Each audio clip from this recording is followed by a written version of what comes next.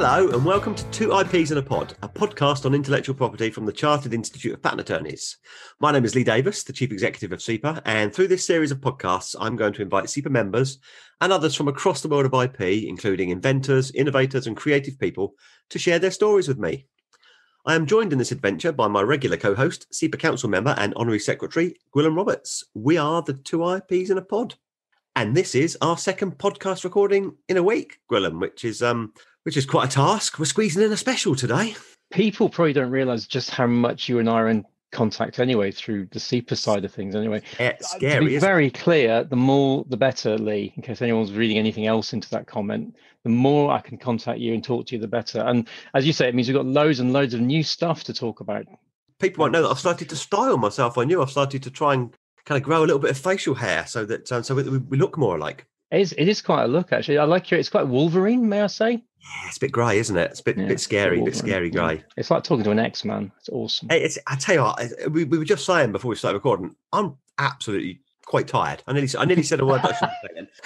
It's been a real manic week, and it seems to me that this working remotely malarkey, you seem to have more to do, and theoretically you should have more time to do it in, but it doesn't work like that. I just run out of hours in the day.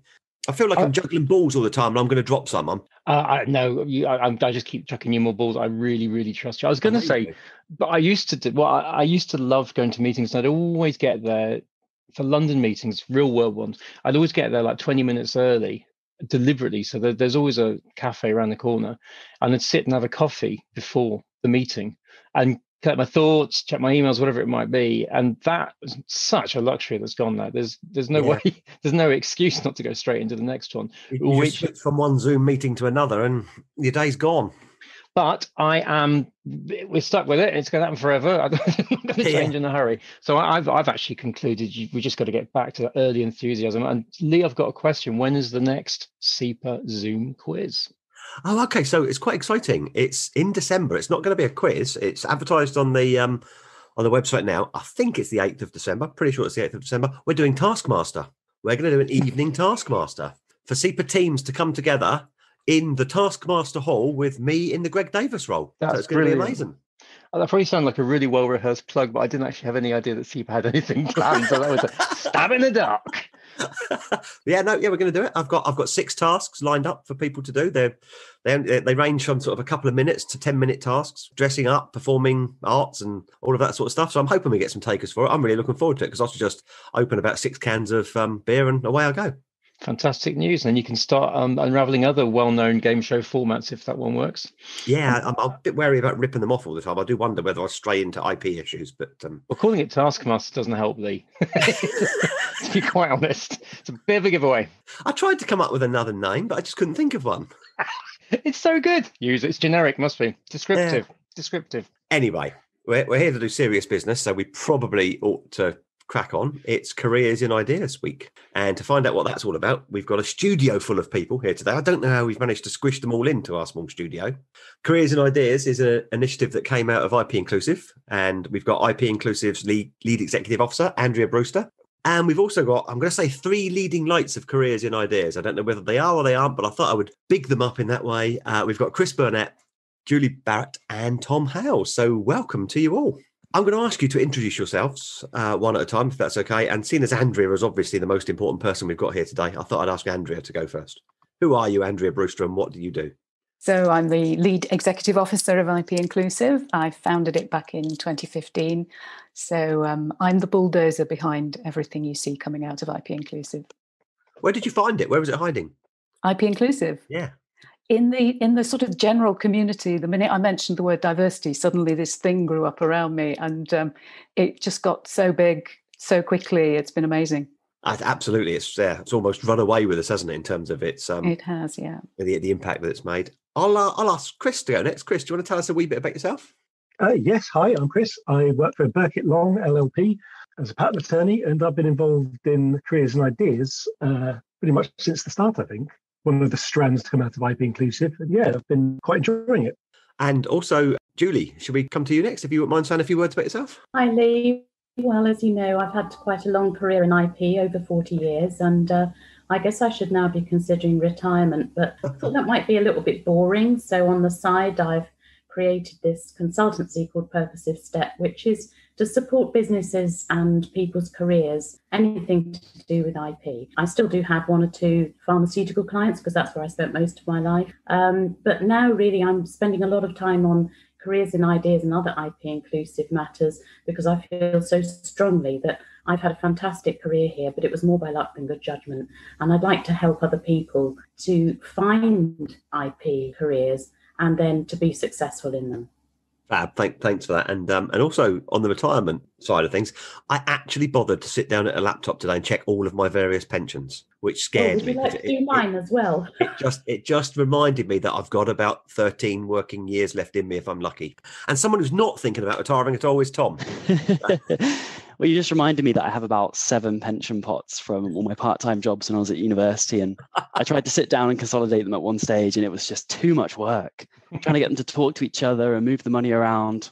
Go on then, who are you? Who are you and what do you do, Tom? So I am a trainee patent attorney. I'm also on the committee for one of the IP inclusive communities, IP Futures, set up last year, I think. I've lost track of what year it is. Time is a social construct that's... Everyone's nodding, which doesn't actually work on podcasts.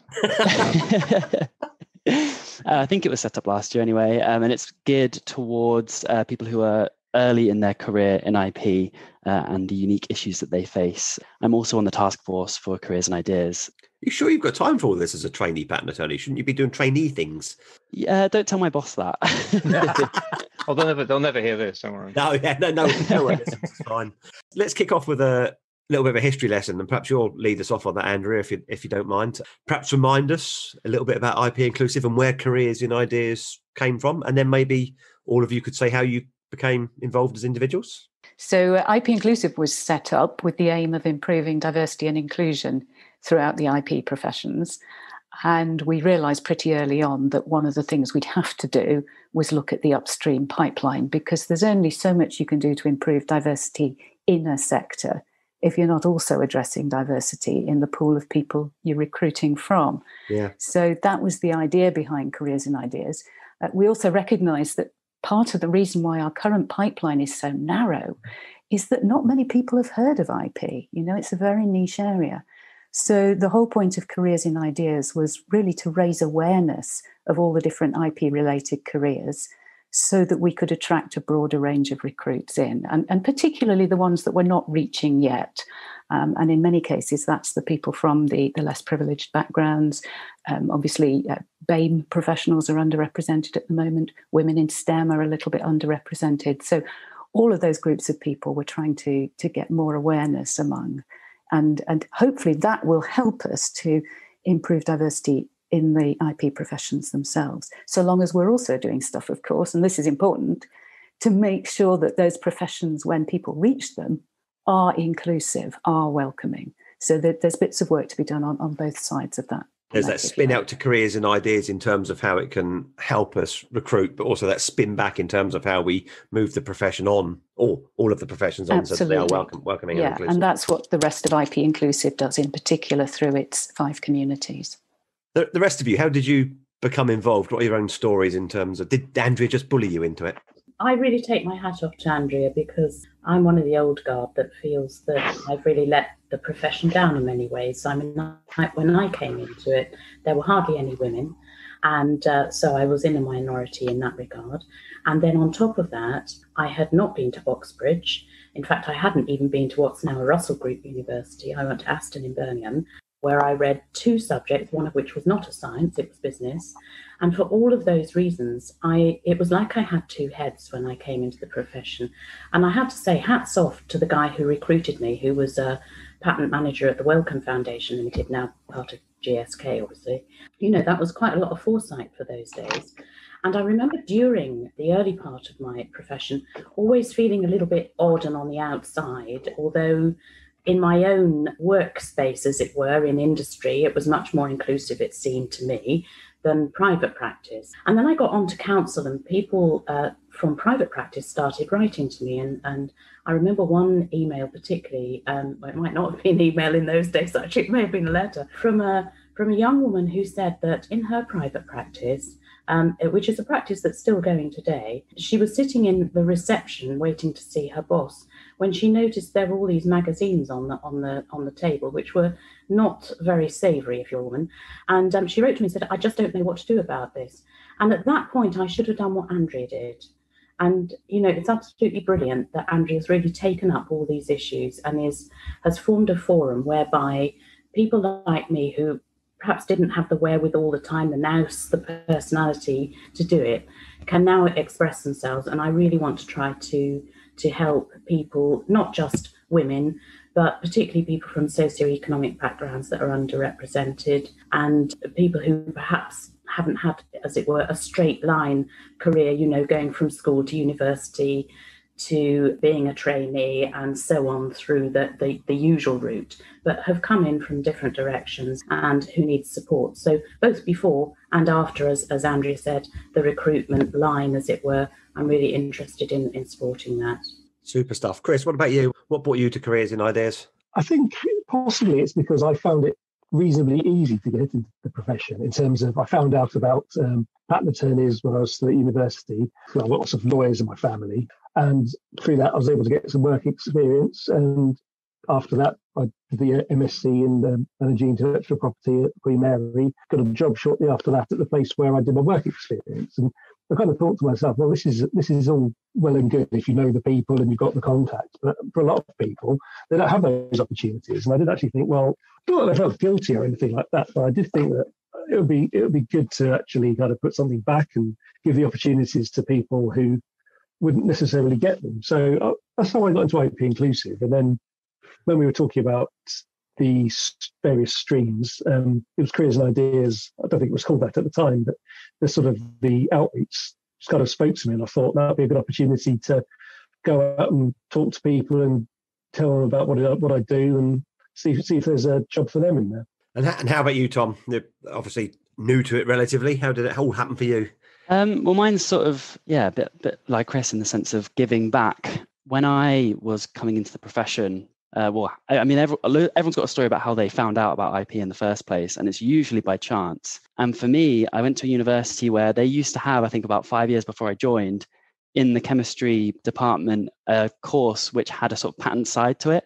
And even still, when I came to go to the career service saying, I don't really want to do something in chemistry, what else? What are my options? I'm quite interested in law. Do I have to become a solicitor or a barrister? And they had no idea what a patent attorney was at all. So it is sort of just about getting the word out. And I actually found out about being a patent attorney through an outreach event at my university organised by the career service. So it was sort of where students would come in and you'd get tossed around between people who had a degree in chemistry but didn't work in chemistry anymore. And one of those people was a patent attorney who ended up sort of becoming a bit of a mentor, telling me where to apply, how to prepare for applications, how to look at my CV. And without somebody in IP doing outreach, I probably wouldn't have heard about or would have as easily got into the profession as I did. So it's, in my mind, it's sort of a way of me then becoming a mentor for someone else and putting on events to help other people get into the profession and widen the recruitment pool. That's a great personal story as well. Lee, could I chip in here? Yeah. While we're talking about the history of Careers in Ideas, because I think one thing that's worth mentioning, I'd really like to mention it, is Parminder Lally. And she was one of the very first people involved in IP Inclusive. And she sort of took charge of that work stream that was looking at raising awareness and careers outreach. And Parminder Lally, she's now at Appleyard Lees, she basically took the Careers in Ideas project forward. She found a name for it. She worked with designers and website developers to get the first set of resources up and running. And she cajoled everybody to do the things that were needed to start that campaign going. So hats off to Parminder for a huge amount of work that she did. We wouldn't, any of us, be here talking about Careers in Ideas if it weren't for the work she'd put in. Yeah, here. I remember the early days of just producing those micro videos, and that's where it all started, getting people to talk about their kind of diverse backgrounds and how they found themselves in IP. Gwilym, how did you find yourself in an IP career? I've never asked you that before. I didn't come from. I came through the traditional Oxbridge route. Really sorry, everybody. I don't think that's right, but it meant they'd heard of it. And when I went for my careers chat when I was in third year at university, they looked at my CV and said that they could see two possible career options for me. One was patent attorney, and the other one was salesman for a regional brewery. Why particularly regional, Gwilym? I don't think it was the most imaginative careers advisor, and I was a member of the Jesus College Oxford Yeast Appreciation Society, and we'd just been to who is it makes Hobgoblin? Oxfordshire, isn't it? Oxfordshire. Yeah, that's right. So we'd just been there, and somehow I don't know why I put that on my CV. So it wasn't the most imaginative, but I still don't know. Have I done the right thing? Have I? I'm not sure you could ever organise an evening's libation in a brewery. All right. So I was thinking there are lots of campaign weeks, aren't there? And Careers and Ideas Week shares itself, I don't know whether you know this, with Antibiotics Awareness Week. So that's we're on the calendar with that. Why do we need a week focused on raising awareness? Where's that come from? For the last 2 years, we've had an IP Inclusive Week in November. And that's just been an opportunity to sort of raise awareness of what IP Inclusive does and bring everybody together, give them a sort of focus for doing something for IP Inclusive that builds a better sense of community and brings our supporters together. But we thought this year, instead of doing IP Inclusive Week, why don't we focus it on Careers in Ideas? Because we know that for all the hard work we're doing, it is just a voluntary organisation. It's hard to make progress, and we know that we haven't made all IP professionals aware that we're here yet. And of course, a massive task like this, raising awareness of a little niche profession, is going to take a lot of foot soldiers. So we do need all IP professionals to go out there and help us spread the word. So the idea about this week is to make more people aware of what Careers in Ideas is doing and try and galvanise them into action to help with us. And again, it's a focus. It's a good chance for people who want to do something to help to say, okay, that's the week I'll start. There are some ideas up on the website that I can make use of. There are some resources that Careers in Ideas have produced. So I can use that as a basis for starting to get involved. So now's the time for the shameless pitches, if you want to make them. We're going to have individuals listening to this, people in firms, attorneys in firms. We're going to have people in industrial departments, people in the academic world, and people who are just generally interested in the whole world of IP. How can they get involved in Careers in Ideas Week? There are all sorts of ways. We're running a lot of events, and I think Julie and hopefully Tom will be able to tell you about some of those in a moment. We're also producing some more resources that IP professionals can use when they're doing careers outreach work in schools and universities. So Chris will be talking about those, I hope. You can get involved by just a really little thing like sending me your photograph, because we're trying to make a collage of IP professionals' photos, which we're calling the IP crowd. And the idea there is we've got some images that we can send out to schools and universities to show how diverse the IP professions are and how lovely and welcoming and wonderful we look. But another thing that you can do, and this is really important, I think, for organisations and individuals, is we've been working hard to make links with lots of outreach charities and community interest organisations who are already out there trying to bring a wider range of people into the professions, trying to help on the social mobility front, for instance, or bring in more BAME people. We've been making links with those and compiling a directory of those charities. So one thing that you can do for Careers in Ideas Week is look at that directory, find a charity that ticks the right boxes for you, and make contact with them and just start a relationship where you help them in some way with something they need. And if you're just an individual professional as opposed to a whole company, you can get in touch with those charities and they'll want you to help with mentoring or to provide case studies or little careers talks. There are all sorts of ways that you can get involved, and those organisations will help you to focus it properly and target the right people. So that's a really good way of getting involved in Careers in Ideas Week, I think. But Julie, do you want to talk about some of the events that we've got on to help IP professionals do outreach? Yes, now one of the things that we've been talking about in the Careers and Ideas team is that without wishing to cast nasturtiums on anybody, patent attorneys in particular aren't necessarily historically the most extrovert and outgoing people. A bit of introversion tends to come with the territory. So it's actually quite scary sometimes to think about going out and speaking to students at universities or indeed students in schools or anybody else for that matter. So what we've been trying to do over the year, actually, not just in this week, is to provide some tools whereby people that are not used to doing this sort of thing and maybe need their confidence building a bit, have some things available that you can take with you and use as your starting point. So earlier in the year, when we had the AGM for IP Inclusive, I ran a workshop which was aimed at the school age outreach. and looking at ways in which we can engage school children. And this arose really from a pilot that Chris and I did when I was working with him at AA Thornton, and we produced some little case studies in different technological areas which could be used as a basis for explaining IP and the different careers in and associated with IP to school students, and particularly those sort of getting towards sixth form. And this week, coming up with Careers and Ideas Week, we're turning our attention a little bit more to universities and the older age range. So one of the things I will be doing on Tuesday is taking part in a webinar where we are going to give some information about not only the tools that are available on the Careers and Ideas website, but also some research that I've been doing into the best way of engaging university students. I've got a bit of experience of this myself in the past because I used to work for the University of Essex.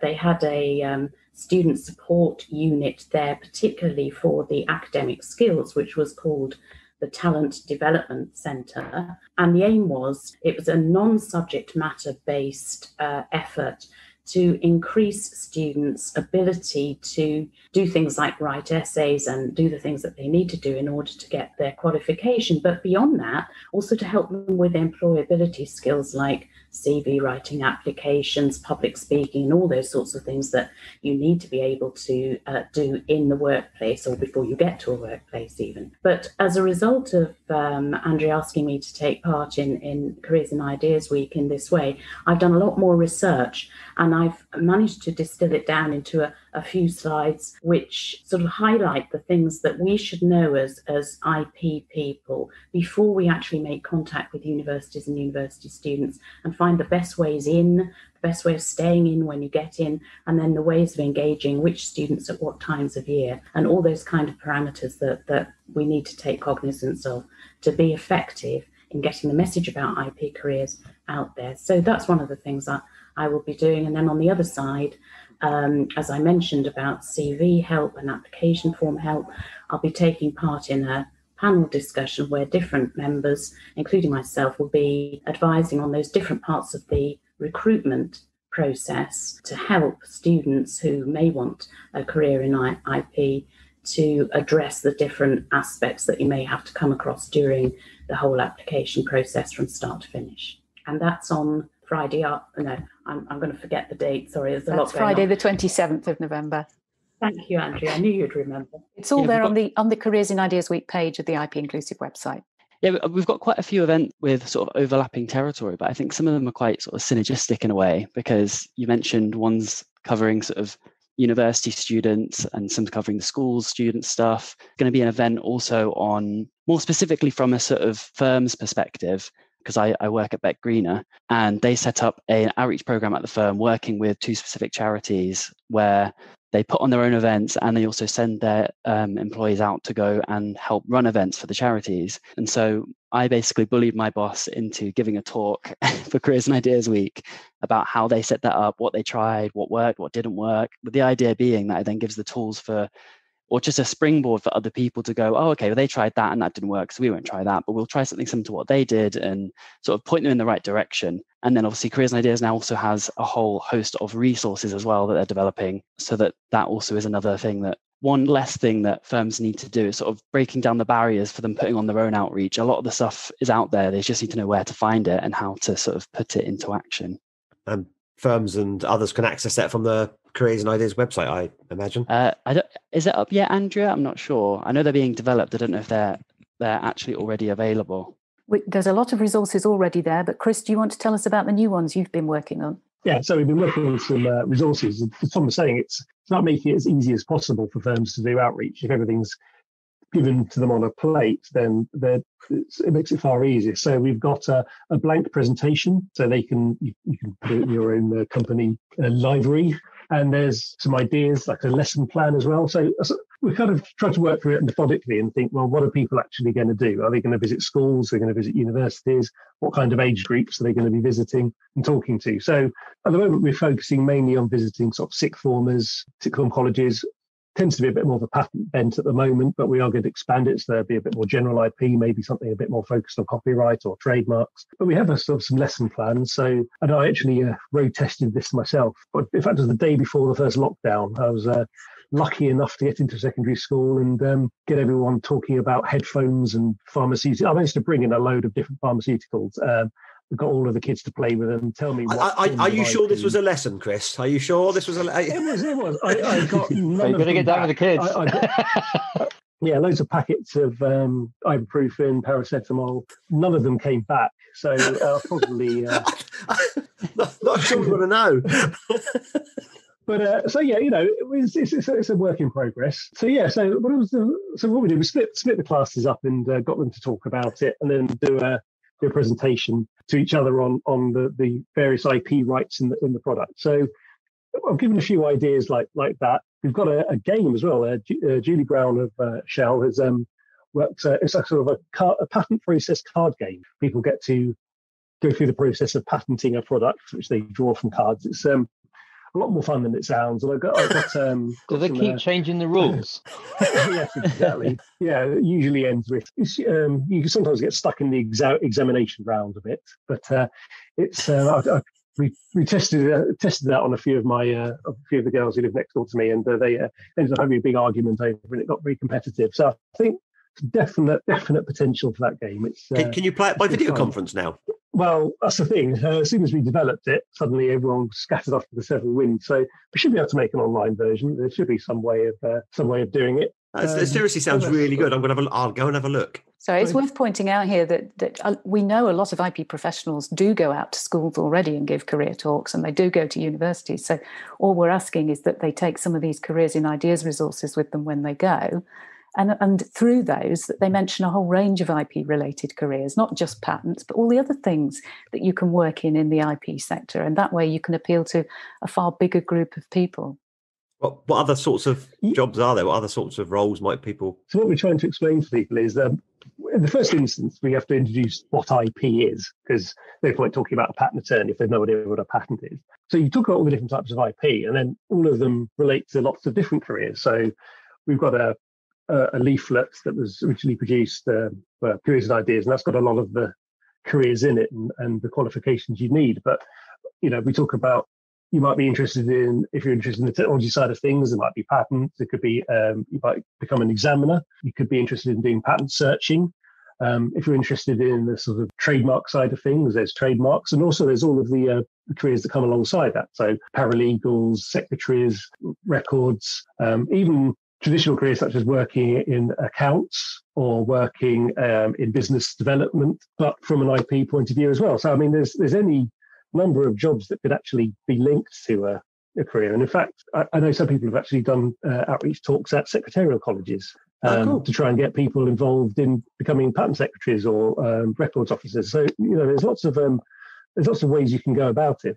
From the patent side, do you find yourself talking to mostly science students already? Or do you ever see people saying, well, I hadn't really seen why I might do science, but, this is interesting. Maybe I should pay some more attention.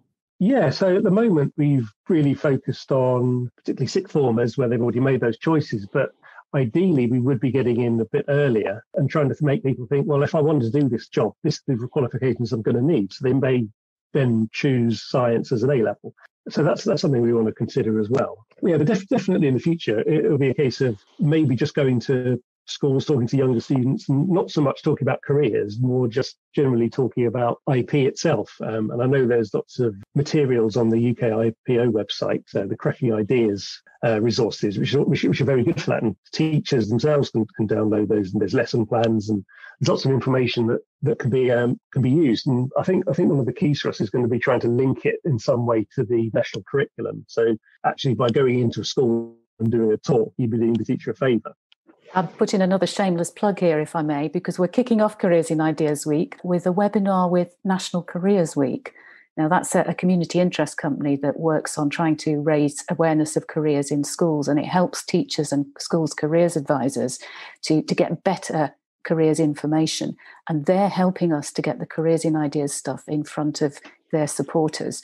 They're going to give us a webinar about how to do outreach in schools, and that's around What are schools looking for? What do they need? How do you get a toe in the door? How do you communicate effectively with teachers and with pupils? How do you put together an engaging package of careers materials? So that will be extremely useful if you're looking to reach out to schools. And I think one of the things that needs emphasising about the difference between outreaching to schools versus universities is that for schools, they have to comply by law with careers education guidelines. So there are these what's called the Gatsby benchmarks, which the schools have to reach in order to satisfy the government that they're doing what they need to do in terms of a careers curriculum. So there are definite boxes that need ticking in that regard.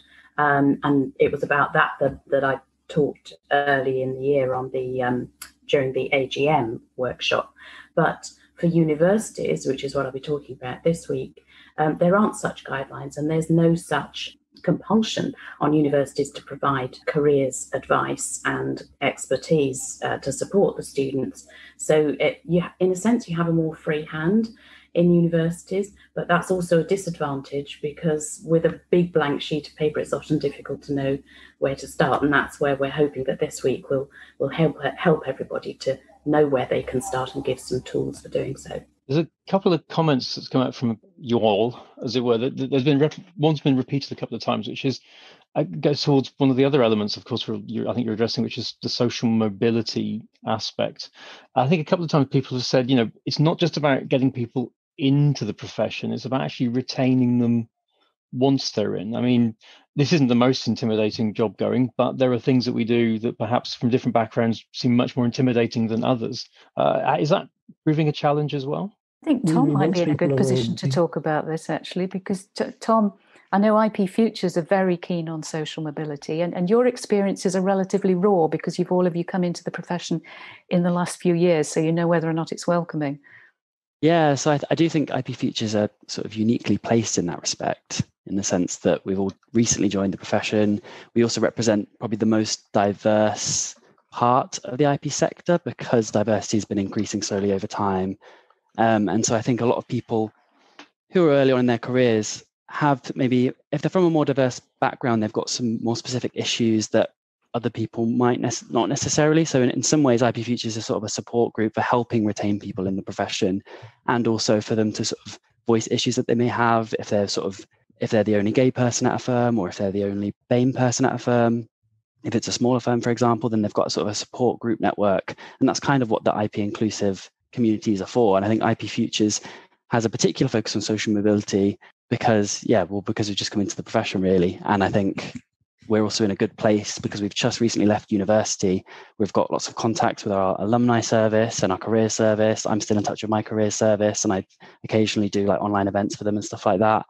And there's definitely a big drive within IP Futures to have like events focused around social mobility. We went from having no people to having about 100 people, over 100 people sign up to IP Futures very quickly, and a lot of the events so far have been focused around social mobility. So we did like a survey early on to sort of gauge people's backgrounds and see how diverse the IP profession was, and it came up with some sort of interesting finds. Yeah, and I think this is where the outreach charities really come in, and we have to work with them because social mobility is a massive problem, a lot of it political as well, and we can't solve it all, but what we can do is work with the people who are already out there trying to improve social mobility and just give our strength, give our support. And at the same time, of course, we benefit from raising awareness of IP careers amongst people who wouldn't have known about them. So it's working with those charities like Sutton Trust, like Into Science UK, and many, many others in our directory that we're going to, create some really powerful synergies. The other thing I think is important is once we've got people interested and once they've got their toe in the profession, so they've got their first job, say, it's actually supporting them onto the future stages, because I think perhaps nowadays there is so much support relative to, say, even 10 years ago for actually getting into the profession. But if you're not encouraged and supported when you're there, it's very hard sometimes to make progression, or at least to feel you're entitled even to make progression. And I think this is where schemes like mentoring are very important, because in the same way that by mentoring, say, a university student to get the right job is useful, it's possibly even more useful once they're in the profession to actually be mentoring them through the early stages of their career. And then that could even turn into coaching at a later stage, where new skills and new ways of being need to be incorporated in order for people to progress up whatever ladder, or to go sideways and broaden their experience depending what they want to do with their initial qualifications. So I think this is something that we need to be giving a lot of thought to and putting some energy into. And it's certainly, again, something I feel very passionate about. And I've already been doing quite a bit of mentoring and some coaching. But I think this is another area where we've got to not just get people in, but also continue to support them on their journey thereafter. Is there work to be done with people who are responsible for recruitment in firms and in industry? I had a conversation with someone the other day, and their observation was, if you're always looking to the top universities for recruitment, you're recruiting from people who have been trained to interview well.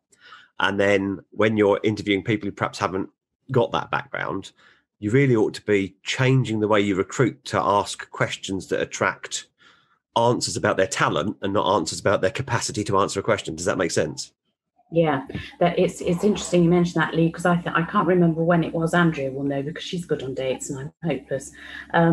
But we did have a session at Marks and Clark a little while ago, where we specifically invited recruiters and HR people to come and to talk together about precisely that issue and other ways in which we can help lower the bar at those early stages of job application. So not just about the interview, but even the application form, the CV, the way those are read or not read. I mean, one person said to me at that session that if certain universities didn't come up on the front of the CV, the application went straight into the bin. And, this is unacceptable from my perspective in these days, because I would have been one of those in the bin. And when confronted with a real live example who'd made a reasonable fist of being a patent attorney, despite having the potential to have been in the bin, it did make them stop and think. But I think there are a lot of assumptions that are made at that early stage about what's an okay kind of person. And we need to be getting over that. So, yeah, involving the recruitment people and HR people is vital, I think, because that's the first line you have to cross. As a result of that meeting, we did issue some guidelines for IP inclusive charter signatories about how to recruit specifically for social mobility. So those are on our website resources page as well. Well worth having a look. And it feels to me that maybe there's a future podcast just on social mobility. I was wondering if we're allowed to do an orthogonal plug. So a what plug? Orthogonal. Orthogonal plug. An orthogonal plug doesn't fit in a round hole, Gwilym.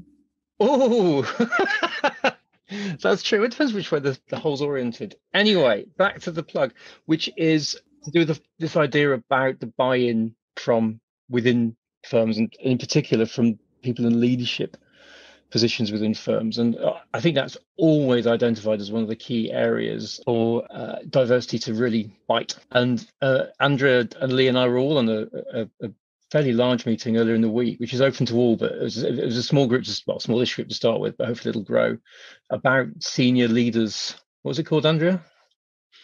We called it a think tank, Gwilym. That was it. But that's an important one. There'll be more stuff out about that as well. But actually, I think that's a really, really important initiative to make sure that it's not just lip service in the partnerships. And the exciting thing was it clearly basically already is, and there's a fantastic uptake.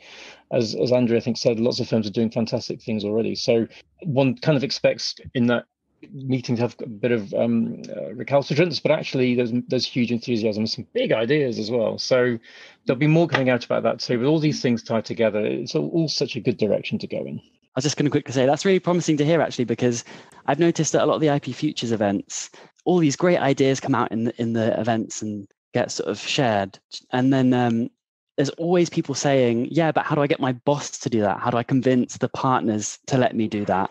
Because they just don't want to, because it's not earning them money in their eyes.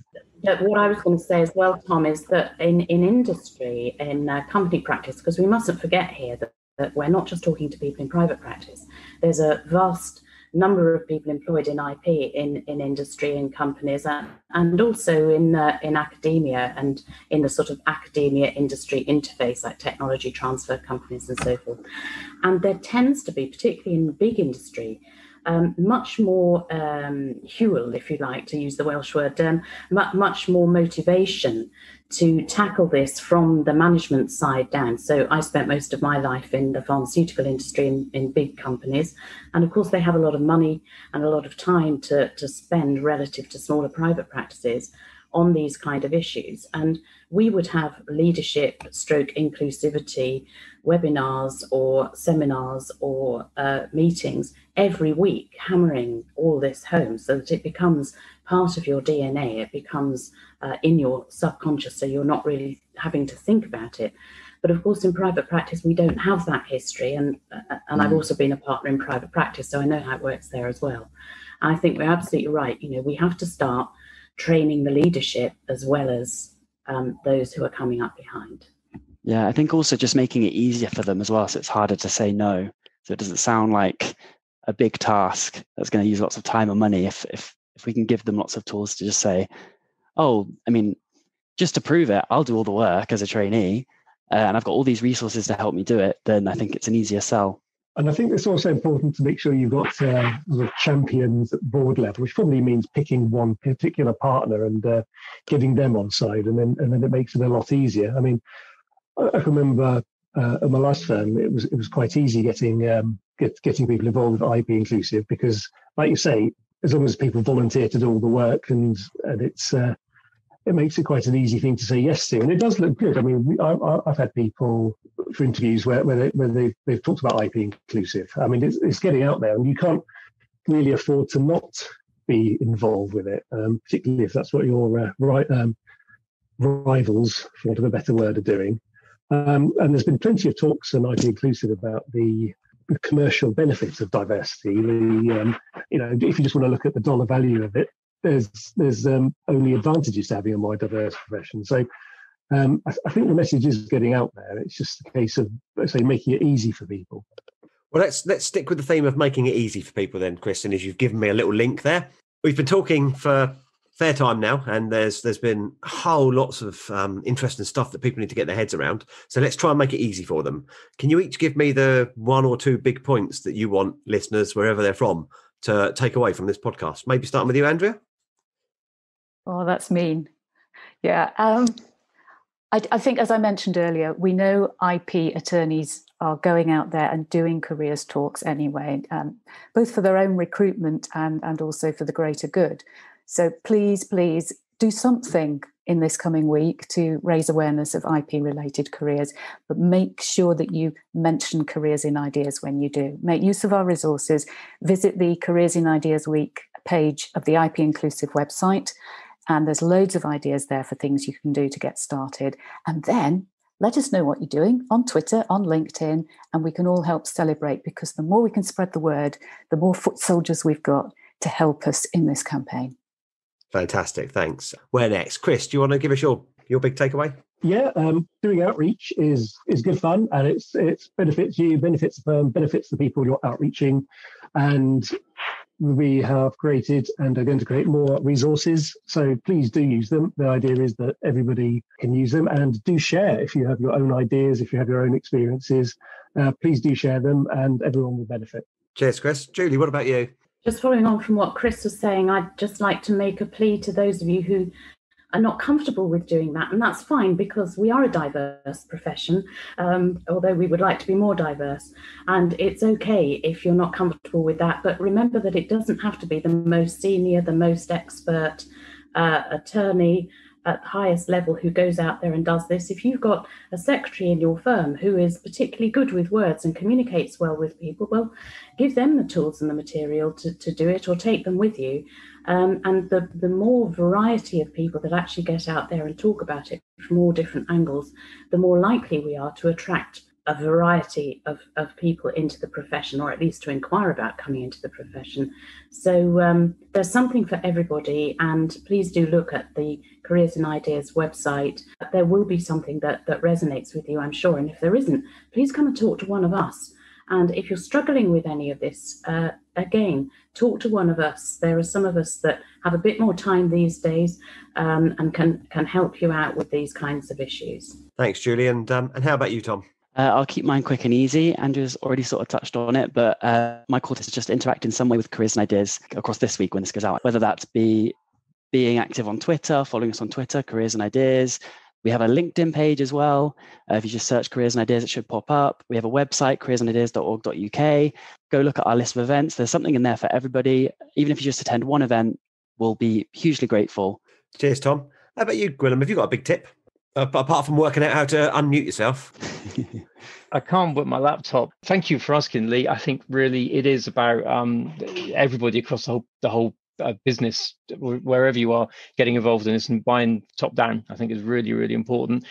Chris, you talked about the benefits of diversity. That's absolutely essential to understand just how important it is for so many reasons.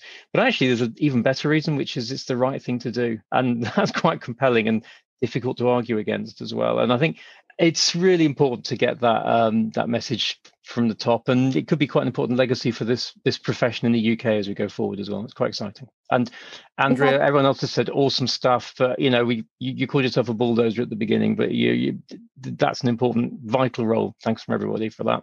Well, thank you. And I want to, I guess, one last thing to say. You say leadership has to come from the top, and yes, it does. But what Tom and IP Futures are doing is leading from the lower end of the profession as well, and that is so important. I mean, Tom, you talked about opportunities for reaching out to school and university students. You've put your money where your mouth is. IP Futures are organising a great event, which is an online careers clinic, especially for people who might be interested in a career in IP, to hear about those that have just joined the profession or recently joined. And we've invited along to that some of the people recommended by the charities we work with. So, I mean, Tom, that's a fantastic piece of work. And that really is, walking the walk. Yeah, I'm hoping it becomes a regular thing as well if it goes well. So fingers crossed. Excellent. Thank you. Well, thank you all for coming on and helping us get our minds around what Careers in Ideas Week is and why it's so important, not just for the profession, but also for young people who will be thinking about their career options. I'll finish with my big takeout, and that's that you've all at times during this told us your stories, and that's the way people learn best, particularly young people. So my advice to anybody who wants to get involved in outreach work is tell a story, make it personal, keep the language simple, and help young people engage with what is a kind of fantastic, varied area of work with all sorts of opportunities for them. So thanks for sharing your stories. Just a little reminder that IP Inclusive, the website is ipinclusive.org.uk, and there is a dedicated page there for Careers in Ideas Week. And of course, throughout the year, there is the Careers in Ideas website with all of its resources, which is careersinideas.org.uk. Thank you all. Thanks, Lee. Cheers. Thanks for having us. Thank you very much.